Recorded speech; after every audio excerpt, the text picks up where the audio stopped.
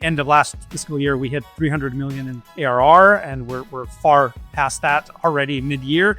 I think of you as the ultimate risk taker in B2B SaaS marketing. If you want extraordinary growth, you've got to do something extraordinary. What a data tells a story that's got to be told. It's the art and the science, get the numbers right. Brandformance! Hi, everyone, and welcome to Brandformance. Today, we're going to be talking to Udi Ledergor, who is the Chief Evangelist at Gong and previously their CMO. If you are in B2B circles, you absolutely have heard about all the amazing marketing he has done over the years. In this episode, we also talk about Courageous Marketing, his latest book, which is a B2B marketer's playbook for career success. So let's dive in. Udi, this has been a long time coming. I am so excited to have you on this podcast. I think of you as the ultimate sort of risk taker in B2B SaaS marketing. And so I'm very excited about, you can't have science without taking risk. So it's a perfect way to have this conversation. So welcome and thank you for joining me. The first question that I usually start with is, talk to me about a brand who you are jealous of right now. Is there something that comes to mind? I try not to experience a lot of jealousy. Let's call it admiration. And I have been admiring for quite a while now Carta, and especially what Peter Walker is doing, their head of insights. I think he's the best current example of content marketing that is really, really valuable to their audience and really stands out. All right, that's a good one. I haven't heard Carta before, so shout out to Carta and Peter Walker. I do agree, right? As a startup, like I do think about those sort of pieces of content that come out, and it's kind of related to what you all did at Gong in the early days, right? You had the reality labs. Is that what you called it? I was reading up on the books last week. Yeah. So Gong Labs, yes. It is very similar in the high level strategy idea to what we were doing and still doing at Gong. Called Gong Labs. For those unfamiliar, very quickly, what we did is we found out that in the early days, to get the attention of sales leaders and sales professionals, instead of talking about our product, which very few of them were in the market for back then, it would be much better if we provide broad appeal value. And the way we did that is analyzing customer calls that we had in an aggregated, anonymized way and producing really valuable insights like what do the best salespeople do to get the next call? How long do they talk? How many questions do they ask? When do they discuss pricing? What's the impact of salespeople using a dirty word here and there on a sales call? Turns out that those salespeople have a much higher win rate. And Carta, led by Peter Walker on the Insights team, is doing the same thing right now. They're taking insights from, I think, 26,000 customers that they have in a way that you couldn't harm the privacy of those customers. And they're telling us everything from how much equity advisors are getting to how much companies are raising and how much the founders are being diluted. And the wonderful thing about these insights is that everyone is interested in them, whether they're a startup employee, a startup founder, a startup advisor. Everyone in that community that eventually they're going to sell to wants these insights, but you don't have to buy their product to get the value from the insights. And that, in my book, is what makes phenomenal content marketing. Yeah. That's, I've thought about that concept even for Paramark quite a bit because we sit on top of all of this data, right? About marketing effectiveness and efficacy across different channels and, the return on ad spend and the effect on brand and all that fun stuff. And the challenge that I find sometimes, and I have to think more about this, is every customer is unique and different. And sometimes it's very easy to kind of, go for the benchmark of, hey, this is what the industry is saying. We kind of have to beat the benchmark to really stand out, And I'm curious, when you were thinking about, producing that type of content for your audience with Gong, how would you, think about that? Which is, there's a benchmark, there's the average of this is what's happening in the ecosystem. But hey, and maybe that's what you did, right? You came up with the outliers. Here's the top 10 percentile versus the bottom 10 percentile. And that's what you were using effectively to tell that story of how do you stay in the top. I answered my own question, but there we go. Yes, the answer is yes. And let me kind of unpack that a little bit.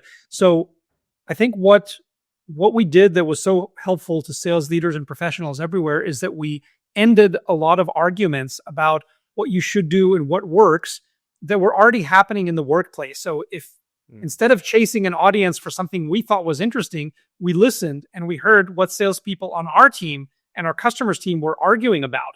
Like, what's the worst time of the week to schedule a customer call if we don't want them to reschedule it? Probably don't want to do it on a Friday afternoon, right? But we looked at the data and saw what it said. How many questions should you ask an executive during a discovery call to show that you've done your research, but really get something new from them?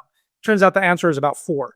And so we looked at what people are doing, and then we looked and divided in most cases into 3 groups: what the average group are doing that are getting kind of mediocre results, what the top reps are doing, and what the poorest performing reps were doing. So you could easily position yourself and say, oh, I'm behaving like a top rep here, but I'm behaving like a poor performing rep here. So I might want to interrupt less, because it turns out that the more you listen and the less you talk, the better you're going to do. We found, not surprisingly, that women are far better than that at men. Anyone who's ever met a woman would know that. They're far better listeners. They ask better questions. They interrupt less. And so on all the basic sales skills, they rank much higher than men. And that's a really good insight to pull out that a lot of us understood intuitively, but it's a different thing seeing that being show up in the data like that. Cool. That's very helpful. So so look out for more marketing benchmarks from us. A little bit different, but that's what we're working on right now. Okay, so I want to talk about your book, Courageous Marketing. You gave me a little bit of grief for not having read it the last time we were chatting, or I asked you a question. It's like, Rob, you didn't read the book? And I went back and read it end to end in the last couple of weeks in preparation for this. And I was also very surprised. You actually threw us a little mention. Shut up.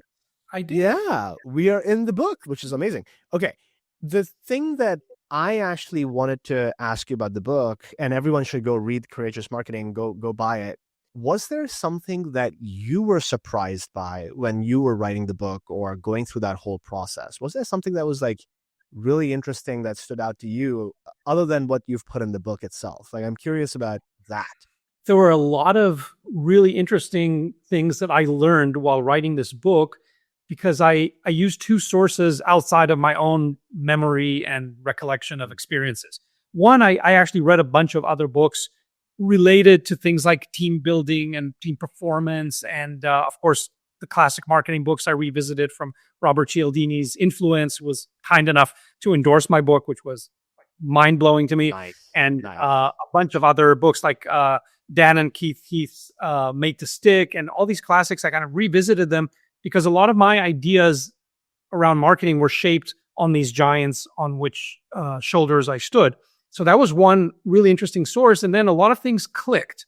And the second source that I found even more exciting was I went and talked to over a dozen CMOs and former team members on my team to get their take on some of my frameworks and make sure I'm not crazy and I didn't just experience flukes at Gong, but these are things that are consistently working that I could actually recommend to other companies and they can expect them to work.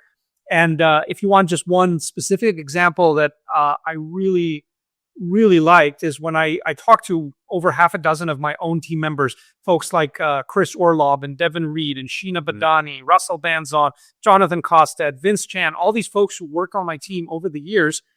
And for the first time, I actually heard their point of view of how they experienced a lot of the great work that we accomplished together. And when I coupled that with things that I read in Adam Grant's latest book, Think Again, I could finally label why certain things that we did worked so well. And I'll give you an example. So I asked all of my team members kind of the same question: why do you think you performed what is broadly considered your best work during your years on our team? What kind of culture or what mechanisms do we have that made you do that? And they all talked about being pushed to take risks and experiment and being edgy. And they felt safe doing that because they knew that we were encouraging those learnings and that nobody's going to get fired for a campaign that they messed up. And I saw that coming up in different language from every team member I interviewed. And then when I read Adam Grant's book, which was pretty close to my signing off on the book editing, I finally found the label for that culture, which Adam Grant calls psychological safety, which I think we've all heard the term, and it comes from the term of team performance. So teams like NASA and others, where there's been a lot of research on what makes them so well performing, turns out that if you create psychological safety on your team and you encourage risk taking and people feel safe to fail, they're going to produce that creative, bold work that we're all asking them to do, but not often set up the culture in which they can actually do that work. I talk to a lot of marketing teams and I see them tell the people, go be bold and go be different. But then when you talk to the people, they're like, oh no, they don't really mean that. They mean they want me to follow best practices and they expect every single thing I do to succeed. Otherwise, I might lose my job or promotion. So I'm not going to take any risks. I'm not going to run any experiments that I don't know 100% are going to be foolproof. And that's not how you create courageous marketing. That's not how you encourage people to do their absolute best work. Yeah, it's such a good point. And I was also curious about this. Like, I was reading the book about the you had worked with the founder at 2 prior roles, right? And so you had that pre-existing relationship. And I find that that's probably the biggest issue in modern tech organizations, is when the CMO and the CEO and the CFO don't have that psychological safety, right? So it starts from there. Before you can have psychological safety for your team, it's, do you as a CMO 100%. have that safety from your board and from your leaders? Was that just a given when you started at Gong, or did you have to do something to create that environment with the CEO? Like, let's get into it, right? Because I'm sure there was some of it, but like, it's never 100% there, right? No, it was absolutely there. And you're right that, if I look at my career hacks, like what allowed me to raise the Gong marketing team to such success, my biggest hack, which is probably not easy to replicate, is go work for the right boss. And I was very, very fortunate to be working with Amit Vendov, our CEO and co-founder, for the 3rd time in the last 27 years. So we've been working together since the late 90s, had different companies. I know him, he knows me, and I know that he has an insatiable appetite for going bigger and going crazy. And I learned from him a lot of the foundations of what I did. And when a team member came to me and said, Udi, I have a crazy idea, I put down whatever I'm doing, like, I'm listening. I love it. And I learned that from Amit, because back at the previous company we used to work for, he used to come in from his long commute every morning, still holding his coffee. I was in my office already working. He comes in, closes the door behind him and says, Udi, I have a crazy idea. And I look up and like, okay, Amit, what now? And I used to take some of those ideas that I actually thought could work and operationalize them and turn them into reality. And that's how we got into a good working rhythm. He is the dreamer. He comes up with all these ideas. And then I think I'm very good at also coming up with some of them, but even more than that, operationalizing those in the real world. And that is something that I knew was a given coming into Gong. And of course, that was easy for me to relay to my team. And it's not just my team, it's every other team at Gong. I just got back yesterday from our leadership summit, Gong's leadership summit in Snowbird, Utah. And when one of the senior leadership team members asked Amit, what's one thing we should take out of this room for the coming year? He thought about it for a few seconds and then said, act like a certain VP that he mentioned who had taken more than her official authority and acted like a CEO in her domain and showed autonomy and took risks. And she was commended for that. And she was congratulated for that, even though if she had followed protocol, she probably would not have moved some initiative forward. She had waited to hear from the CMO and from the CEO. And Amit wants all of us to act that way, even though we have like 70 or 80 SLT team members now. It's a pretty big team. Wow. We're heading up to almost 100 VPs now at Gong. We're that big. So imagine having like the potential chaos of all these people making autonomous decision. But he reminded us that most decisions are retractable, what at Amazon they call a two-way door. Even if we mess up, we can go back almost to the same starting point and take another door if we need to. There are very few decisions that are truly one-way decisions. And for those, you should absolutely spend the time to make sure you're making the right decision and involve the right people. But if you look at 95% of our daily decisions, they're not that big. And we're just crippling ourselves by waiting for consensus and committees and meeting. Just take action. And that's probably going to be the right thing majority of the time. I love that. I love that culture of experimentation, risk taking in a measured way. Like you all are not doing just crazy stuff for the sake of doing crazy stuff. But okay, so on that note, so you're no longer CMO, right? You're a chief evangelist. You made that role for yourself. I read about Yes. that piece. Like every other role I've ever done. Yeah, it's great. Okay, but I'm going to put you back in a CMO role for a second. And I'm going to ask you, what got Gong to the place that it's at right now, right? Which is obviously a darling of the tech ecosystem, doing really well in the sales and marketing sort of, revenue intelligence space. I think you all are probably looking at a next level of evolution over the next 2 to 3 years, right? So yes, so we've already evolved the category from revenue intelligence to revenue AI, which is right. what the space is called now. And yes, we're fortunate, as we published a few months ago, earlier this year, we hit, or actually end of last fiscal year, we hit 300 million in ARR, and we're far past that already mid-year. And the next stage is to go into the billions in revenue, and that requires different thinking, different leadership, a lot of exciting changes. That's exactly where my head was. So I was like, a certain type of marketing and brand building and go-to-market got you to this, 300 million amazing mark. Do you think there is something different to go from 300 to a billion? And what is that? Like, what do you think the company would have to do from a marketing and branding perspective to cross that next big threshold? Yeah, absolutely. I love the question, Pranav, because it's something we think about internally a lot. And I think it's also one of the reasons that there are probably better CMOs than me for these later stages of the company.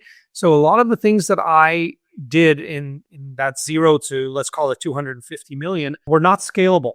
And I didn't worry about that because what we were trying to do in those early days is get our unfair share of attention, mind share, and wallet share will follow, but you've got to start with mind share. Nobody can buy from you if they haven't heard about you. And so we were doing things that were some considered crazy, we considered appropriate for the stage we were at, not too worried about the long-term repercussions or what that would say or do about our brand. We were building a brand for the long term, but a lot of the things that we did, whether it's our famous Super Bowl commercials at the time, we did 2 of those, and some really interesting out-of-home campaigns, some really interesting sports sponsorships with the Warriors and other things.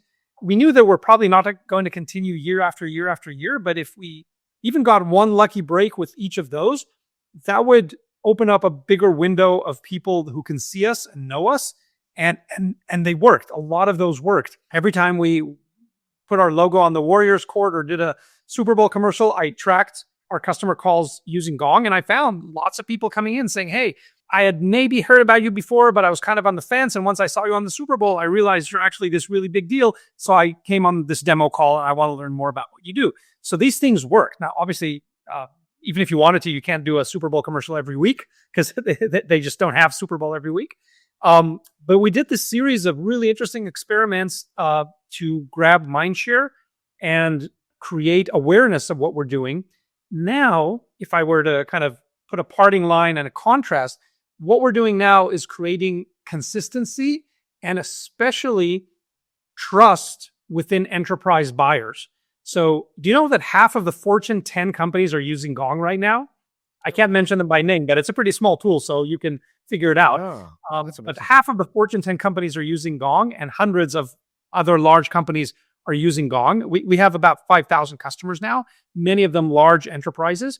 And that is one of our marketing challenges right now, creating awareness and immediately followed by trust amongst those giant companies so that we don't rely just on the startup ecosystem that we started in of people knowing us. Like I remember in the early days, I used to take the Muni train here in San Francisco wearing a Gong branded jacket, and folks from other startups used to say, oh my God, you work for Gong. We love Gong. Like all the startups heard about us pretty early because of these marketing stunts. But now we need to make sure these senior executives at large enterprises outside of Silicon Valley know and trust Gong to manage their most sensitive data and help them with some of their most strategic motions. So that's the type of marketing we're doing right now, which is why some things look inevitably more buttoned up and more mature. That is by design. Got it. Do you think that that's going to cause, I'm going to be direct and honest with you, is like, why does that need to be buttoned up? Those are people too, right? Like, I'm curious, like what you think about that. Like, what has really shifted? I think it's first a reality that legacy industries, traditional industries, are more conservative than tech buyers. That's a reality I think we can all agree on. Now, do we have to be boring to appeal to those buyers? Absolutely not. I'm not suggesting that. But I look back at some of the kind of juvenile delinquent campaigns that I ran in the 2018, 2019 era. Even I wouldn't suggest running them again in 2025 when we're serving, the Fortune 10 companies. I don't think they portray us the way we want to be perceived right now. And that's what I was talking about with we were not so much worried about our long-term perception back in those early days. It was really about getting attention on a shoestring budget. Now we have pretty generous budgets. And what we're trying to do is creating this consistent trust that these enterprises know that we will trust their data. I mean, just think about it. If you're a large enterprise and you're going to trust your most sensitive data, are you going to give it to a company with a crazy bulldog and these unpredictable stunts? Or are you going to give your data to a company that looks a little bit more rational and a little bit more like you? It's probably the latter. And so it doesn't have to be boring, but inevitably, I think some of these things have to mature over time. And we still have our bright pink and purple colors. We still occasionally showcase Bruno the Bulldog in certain places where he's appropriate. A lot of our content still has that whimsical tone of voice to it, but inevitably some things did get buttoned up over the years. Okay, it makes sense. And I totally get it, right? We were kind of unique and interesting that we started our journey with mid-market right off the bat. So we don't sell to startups. We don't, just sell to the tech ecosystem, but we have to show up as like being 10 times bigger than we are because of the way that our pricing and packaging and product works. So I totally appreciate it. I do throw out memes on my LinkedIn once in a while. I'm like realizing that I need to pull back on the memes after a few more months or quarters of doing this. Okay, so let's talk about one of the campaigns, the Super Bowl ads, right? So you did the Super Bowl ad 1 year, and then you did it again the second year. I actually want to rewind because people can go and read about your campaigns and also read the book. There's a lot of history on it, epic, campaigns. I actually want to go back in time, and before you even talked to Amit about the campaign, what was your internal mental process? Where do you remember where you were when you had the idea of hey, maybe we should do a Super Bowl campaign? Absolutely. Talk to me about that. So here, credit is due to Monica from CBS, who's a very smart woman and salesperson at CBS. And this was after one of our fundraising rounds. Like many salespeople in the media, she gets an alert and she sends me an email saying, "Hey, Udi, we think you'd make a great advertiser on the next Super Bowl." And out of politeness, I responded. I said, "Monica, thank you for thinking of us, but that's not anywhere near my budget." When companies... What round was that? What fundraising round was it? It was Series A, Series B? She must have reached out to me in 2020. So that was one before our last round. I think it was round E, because the last one I think was F, if I'm not mistaken. Gotcha. So it was after our round. It was a pretty big round. We probably raised like 150 million back then. So obviously all the vultures are circling over us. And she worked with one of them. And I politely responded. I said, "Monica, I love that you thought of us, but I don't have Super Bowl budget." And she did not let go. She responded back immediately. And she said, "Udi, I think you'd be surprised at how affordable this could be. Give me 15 minutes on a call and I'll show you." I said, "Okay, Monica, you've earned a call. I'm curious, even if not for now, just to know what my options are moving to the future." I'd never done anything in that scale before. So I jumped on the call with Monica. And very quickly, she explained to me that in television, and Super Bowl is no different. I'll put a kind of 30-second plug for those who don't know the system, and then you can go read about it more in my book or in other sources. There's a national broadcasting system and there's a regional broadcasting system. And when you buy commercials on a big televised event like the Super Bowl, you can buy the national spot, which is what advertisers like talking about. And everyone knows that that's notoriously expensive. Last year, I think the cheapest in-game 30-second spot was about $7.2 million. That's a lot of money. And that's what I was thinking about when I responded to her initially, saying, that's not in the cards for me. I don't have those budgets. I mean, that would be like close to my annual budget overall. I'm not going to spend that on one commercial. I'm not that courageous. But here's the kicker. Turns out that most of the ads that you see are not fed to you from the national inventory, but rather from the regional, local inventory. And you can buy those in very small slices.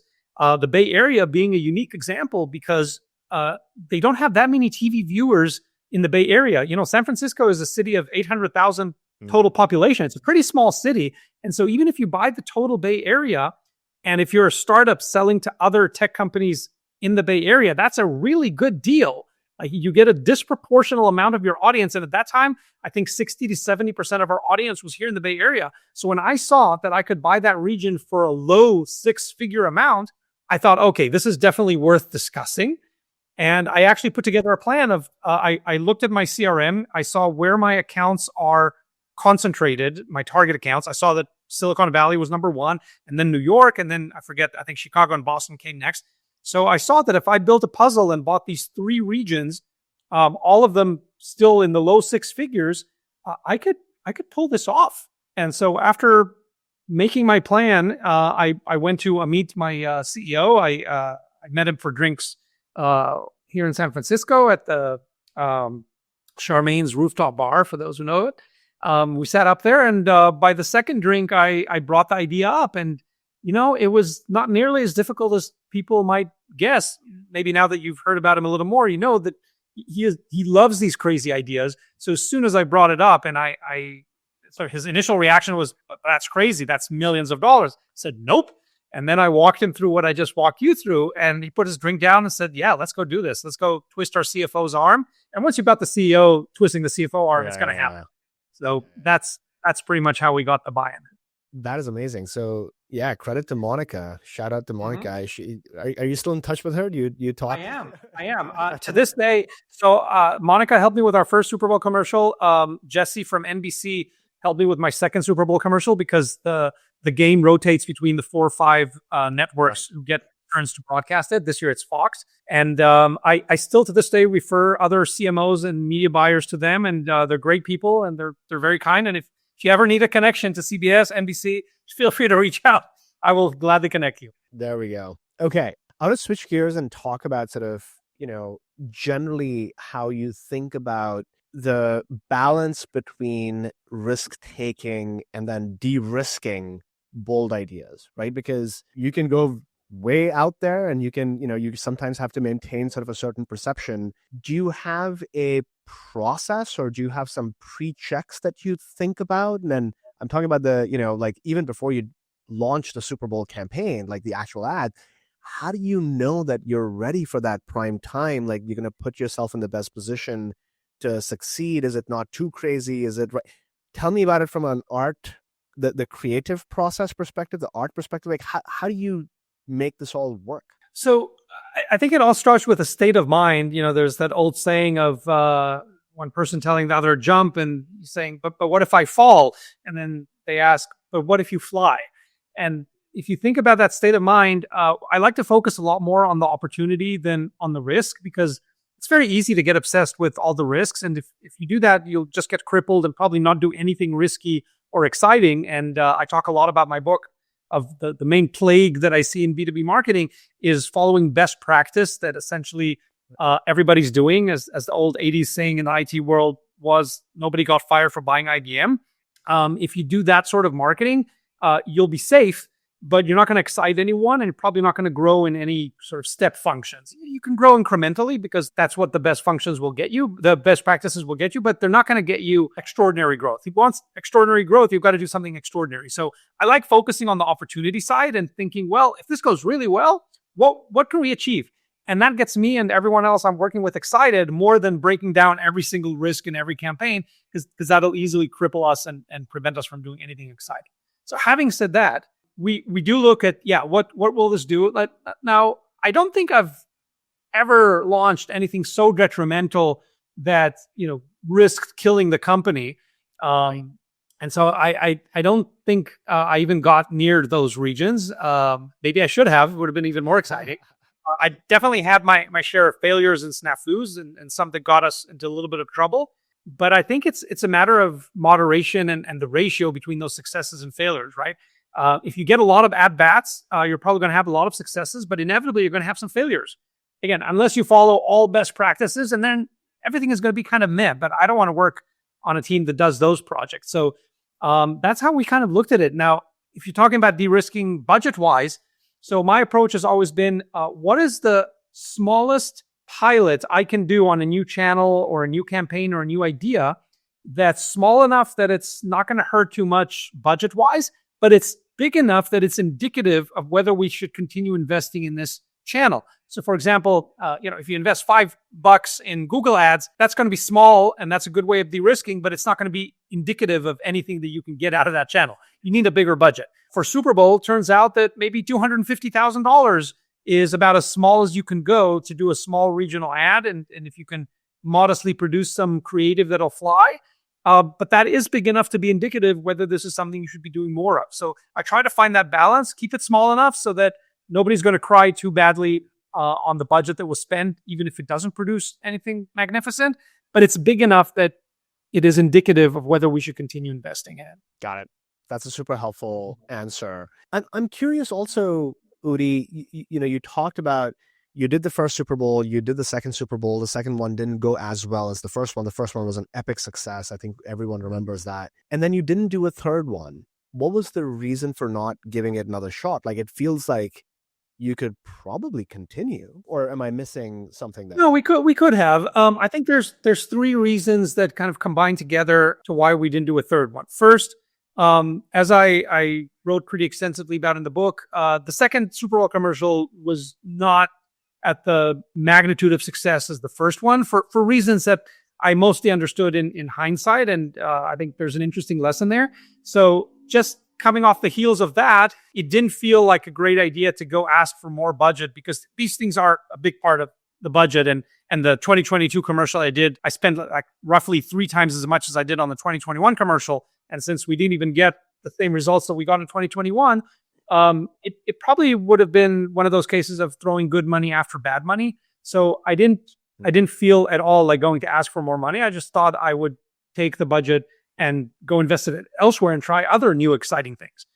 So that's one reason. The second reason is that the economy in the second half of 2022 we're taking a downturn, and it was clear that we're all going to have to tighten our belts and make do with less. And in that kind of environment, so in the second half of 2022, I would have had to plan the 2023 Super Bowl commercial, because Super Bowl usually happens in February.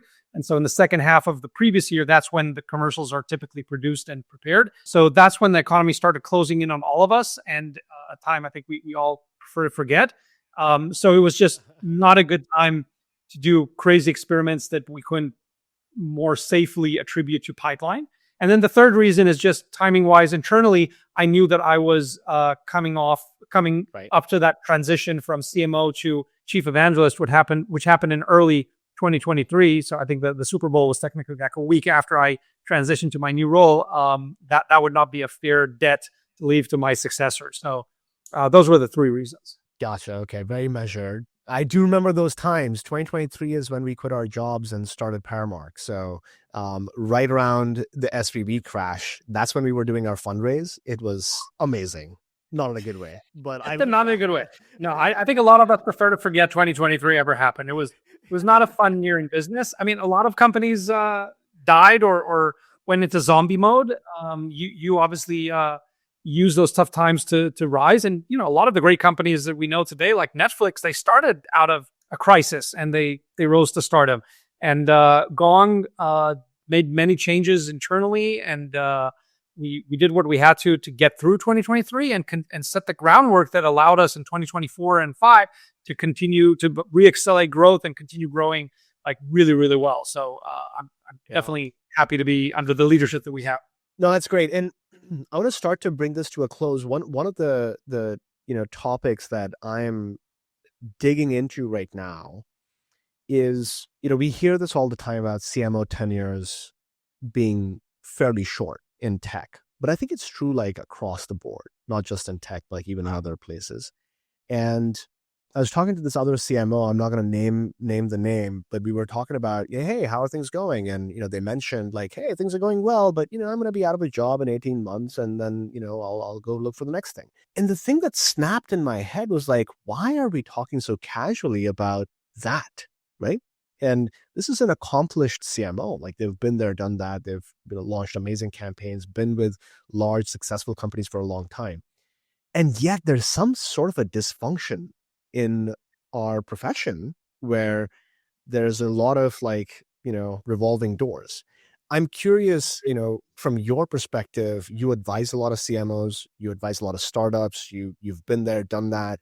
Do you have any thoughts on why that is? Like, is there a rational explanation for this? Is it just, that's just how it is? Nobody knows. Like, I'm curious what you think about it.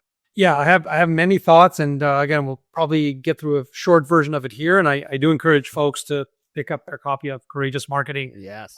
Get my full thoughts, not just my full thoughts, but also some of the leading CMOs today, which I interviewed for the book. I shared their thoughts in there, and they helped me nuance and finesse mine on that. So why does marketing fail? I don't even want to say why do marketers fail. It's why does marketing fail? Take the personal part out of it. So so here's some of the top reasons.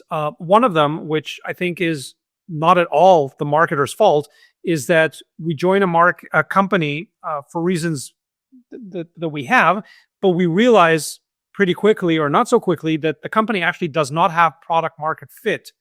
And so even the best marketer cannot market a product that doesn't have product market fit. I mean, you can spend the money on it. You can bring some people to meetings. They might even buy the first time. But then if they're disappointed in the product, they churn after their first renewal. That's going to be a very leaky bucket that's hard to fill. So lack of product market fit is a huge problem that is not created by marketers, but marketers suffer from it very, very quickly. And so what happens in those situations, and I've seen great marketers, accomplished marketers like the one you're talking about, join companies, bring all their expertise and great experience, but then 6 months or 12 months into it, they realize, shit, this company doesn't have product market fit. There's nothing I can do that would succeed here.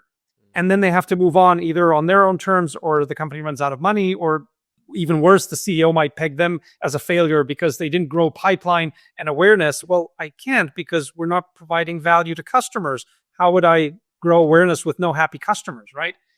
So that is one problem that I think we all suffer from, even though we didn't create it. The second one would be interviewing your CEO and doing your due diligence on the company, just like they're doing about you. And I cover the many ways you can do that in the book, just to satiate people's appetite here. I'm talking about things like, is this a first-time or second-time founder? Second-time founder probably knows what great is look like and knows what the limitations of marketing are, what you can and cannot expect from it. And they probably polish their people skills more than most first-time founders.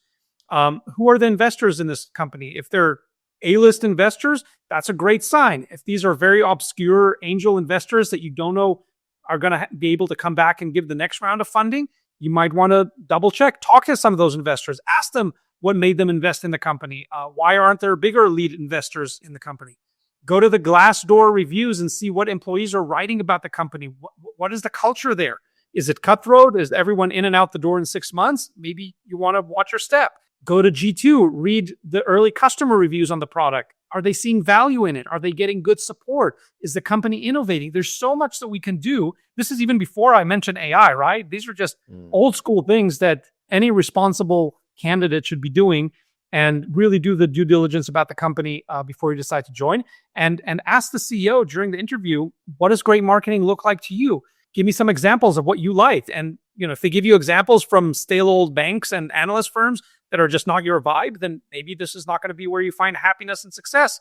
You should move on to someone who finds other exciting marketing campaigns exciting, and that is what great looks like to them. So you've got to figure out, are you going to have the right vibe with them? Now, I know that what I'm saying here comes from the luxury of being able to take your time during the search and having multiple options and ways of paying your bills. I absolutely realize that's a luxury not everyone has. And as I already mentioned earlier, I had the unfair advantage of, I didn't even interview for Gong because the CEO just called me because we had worked together many years before, said, are you free to help? And I said, yes, I'm free to help. And I just joined. Not everyone goes through that process. It's not as simple, and you don't always know what you're going into. And you do need some luck. I will be the first to admit that luck has played in my favor more than once in my career and my life. And that is a very important element. I can't take credit for everything great that happened to me. As much as I'm a control freak and like to believe that I can control everything good or bad happening, some of it inevitably is luck. You may, depending on your faith, you can call it whatever you want, serendipity or other things. But I do recognize that there is some element of randomness and luck. I just try to minimize it by doing the due diligence that I can, and at least not kicking myself for not checking things that I could have checked, right? Nobody could have predicted the COVID pandemic that affected so many companies and put many companies out of business if they were in like hospitality and entertainment and travel and that sort of thing. Nobody, well, not nobody, but few predicted the financial crisis that ended the previous bubble in late 2022, early 2023. But aside of those force majeure things that none of us are expected to understand and predict, there's so much that we can. And things like product market fit, culture, customer reviews, investor thoughts, competitive landscape, all these things we can and have to research before we decide to join a company. And we could minimize the heartache that we're going into. I love that answer because you framed it from the perspective of the marketer, right? What is it that we can actually do and control? Because there's many things we can't control, but there are things that we can, and that framing was great. Okay, I don't think we can have a conversation these days without talking about AI, and especially with your positioning and framing of revenue AI, right? There's two very pointed questions that I have. One is, do you think that the size of marketing teams is going to change? That's one. And I have a couple of follow-ups here. Do you think that the agency landscape is going to change with AI? And number three, do you think that there is a killer AI, maybe killer is not the right framing, just like an amazing AI solution for marketers that you have seen personally that you are very excited about? So I know I threw a lot at it, but so the first one was like, size of teams. The second was agencies. And the third was like, is there just a slam dunk AI thing that you've seen for marketers be available to us all today? Okay, let's try and tackle those one by one, but rapidly. So on the marketing teams, my short answer is no. I don't think the norm is going to become these tiny marketing teams. Yes, there are a few outlier examples that I'm aware of, but what I think is going to happen, like happens in any competitive space, is that companies raise money and then they realize, whoa, using AI, our marketers can do 3 times more than what they could do 5 years ago. That's fantastic. Now they have 2 options. Either they keep their marketing team at a third of the size than it would have been 5 years ago, conserving money, or they look around them and they say, well, we have competition. We're not the only ones in the space. We've raised money. Our investors want us to use that money. Why don't I still hire the big team? But now that team can accomplish 3x more than they could 5 years ago. So I think that is going to be the common case where companies that are doing heroics either by choice or by necessity because maybe they're bootstrapped, maybe they didn't raise a lot of money and they can't afford that big team. The good news is they can accomplish a lot more now with fewer marketers. But I think as the competition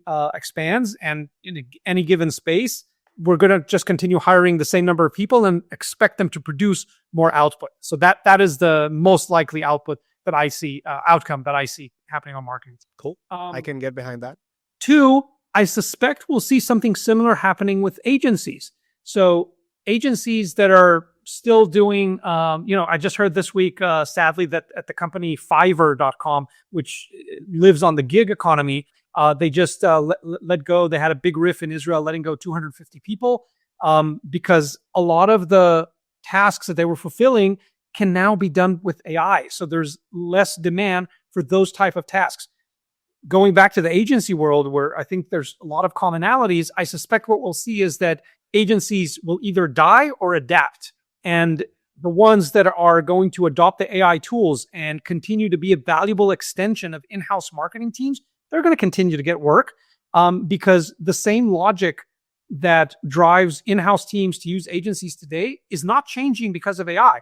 And that logic is typically Well, we want to show good efficiency metric. One of the efficiency metrics is ARR per employee, but nobody counts contractors. So we want to continue employing contractors to show good efficiency metrics. That's real. This is real. I've been told that multiple companies over the years, like this quarter, our numbers are a little crunchy. You can go hire contractors, but no new headcounts that go on our ledger. Another reason is, and this is very practical, especially during times of uncertainty, you want to hire contractors because they're easier to turn on and off. I know it sounds a little insensitive, but that's the reality. And I think agencies fully embrace that, and that's their model. So you're going to pay them per hour more than you would pay a full-time employee, but you usually don't use them full-time. And everyone understands the relationship, which means that if you need to pause them for a quarter or reduce the size of the team you're using from an agency, you can do that much faster than you would do with in-house employees, where you also got to load on a desk and office space and laptops and Christmas presents and offsites and all these additional expenses, which actually make it very expensive, from 401ks and any other thing to bring on a full-time team member. So I think that's what's going to pretty much stay constant with agencies. They're going to die or adapt. The good ones are going to adapt, and they're going to continue finding clientele, I don't think, with any problem. And then the last thing I think you asked was about tools. So first disclaimer, I've not been using on hands the amount of tools that I was a couple of years ago, since I'm not running the big show these days. But from what I'm seeing and talking with people, I have not identified one tool that has become kind of the operating system of marketing teams. If we look at the previous generation of tools like Marketo or HubSpot that pretty much ran a big part of your marketing operations, I have not seen a new AI tool that is de facto taking over a scope like that. I think one of the exciting tools that is happening right now is Clay, which is expanding quickly and doing everything from enrichment to recently some very basic sequencing.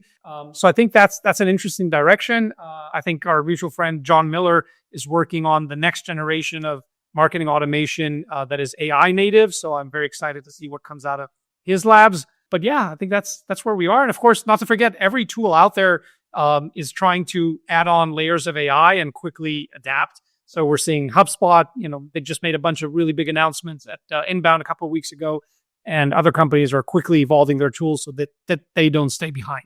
Yeah, absolutely. No, I'm very excited about where we are. It feels like there's a reset button that everyone's pushed, and the next 5 years, like, I'm expecting a lot of, interesting things to happen in the marketing space. Okay, last question, and then we end. If you could run absolutely any marketing experiment that you wanted to, what would it be and why? So there's one on my bucket list that I have not found. All right, let's go. There is one. So if you manage to run it, or if you've already run it, please ping me on LinkedIn. I would love to hear how that went. So like many areas in marketing, I take my inspiration from B2C because they figure out these things usually much faster than B2B. And the one on my bucket list, which I feel bad about not trying, is product placement on a Netflix show or in a major movie. I actually had calls with script writers for Netflix show, like, how can we get a room full of salespeople running Gong and embed that in a Netflix show? And I was never able to get that off the ground. Not for financial reasons, just other practical reasons. But I would love to see more B2B working in that sort of setting. I think there's a really big opportunity. Some products lend themselves more easily. I mean, we all see sometimes either Apple laptops or Dell laptops in those environments, and that's product placement. I haven't seen like any business SaaS products embedded that way, and I wish Gong were the first, but probably not. All right, that's a good one. All right, you have given me some ideas to think about. Yeah, I don't think I've come across anything like that. Fascinating. Well, Udi, I'm sure somebody's listening, and it's triggered an idea for them. So whoever has the buzz, just call an emergency marketing meeting somewhere out there. Exactly. But this was amazing. Thank you so much for spending all this time with me. I learned a lot. I remember hounding you 3 years ago to become an advisor for us, and I'm so glad that you did. And we're finally hearing this. So thank you again. Have a wonderful rest of the year. We'll catch up again in maybe 2026 and talk about sort of the next phase of Revenue AI about Gong. And Thanks for doing this. Thanks for having me, Pranav. All right, folks, that was Udi, the Chief Evangelist and former CMO at Gong. If you enjoyed this podcast, I think you will love his book. So go order it on Amazon right now. And tune in again next week for another great episode of Brandformance.